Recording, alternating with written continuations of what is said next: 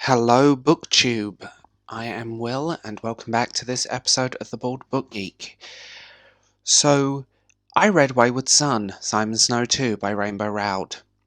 Now, Rowell is a writer that I have changed my opinion on over the years. I went for a long phase where I just couldn't stand her, I couldn't get into her work. And then I decided to sit down and I started listening to audiobooks and I just fell in love with it.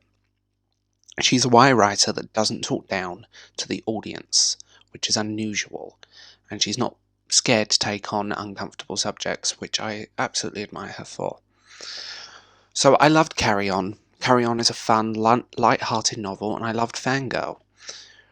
On the other side of this, Wayward Son is different to Carry On, and I'm going to tell you why, but let's first give you a synopsis. The story is supposed to be over. Simon Snow did everything he was supposed to. He beat the villain, he won the war, he even fell in love. Now comes the good part, right? Now comes the happily ever after. Why can't Simon Snow get off the couch? What he needs, according to his best friend, is a change of scenery.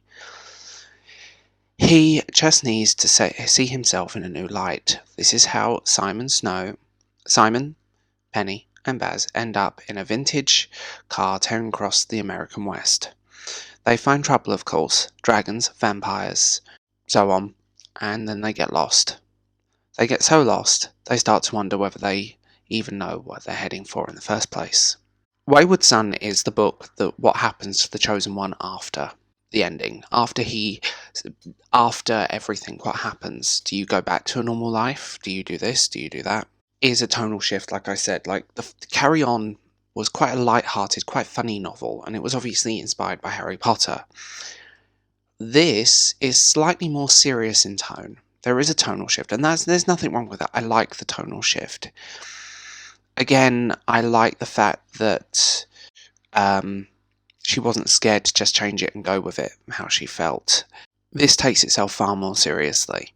I hope there's a trilogy, because I feel like these characters go on and on and on. A few people on Goodreads are bitching about it, about the tonal shift, and, you know, someone put, the story was supposed to be over, my fault exactly, but then they've put, I found this book unnecessary and, dare I say, pointless, but they didn't like the first book. I think this book is for fans of the first book. That's how it feels.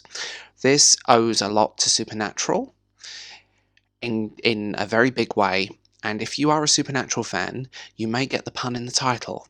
Carry On, My Wayward Son. Yeah, that only just hit me a little while ago. So this is essentially it's a road story. It's them in a car, travelling across the United States, killing things that go bump in the night and dealing with the drama and personal crises along the way. It's fun, it's witty, the characters are greatly switched on. I like Rowell's writing style because she's not scared to just say it.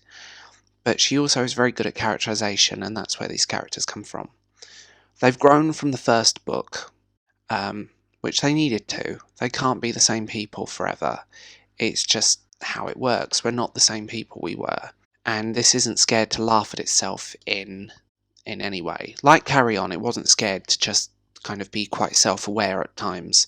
Just a really enjoyable, fun read. Yeah, it's not a 5-star read. There is no way around that. But I wouldn't have rated Carry On 5 stars. This to me is a 3.5 to 4-star read, and there's, again, nothing wrong with that. It's fun, it's enjoyable, it's just absolutely brilliant and fun. And that's what I like. It's a nice brain switchy off fun book.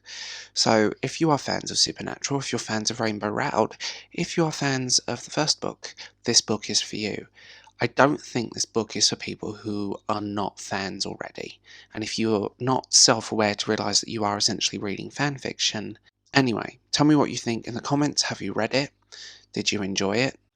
Tell me what you think in the comments below.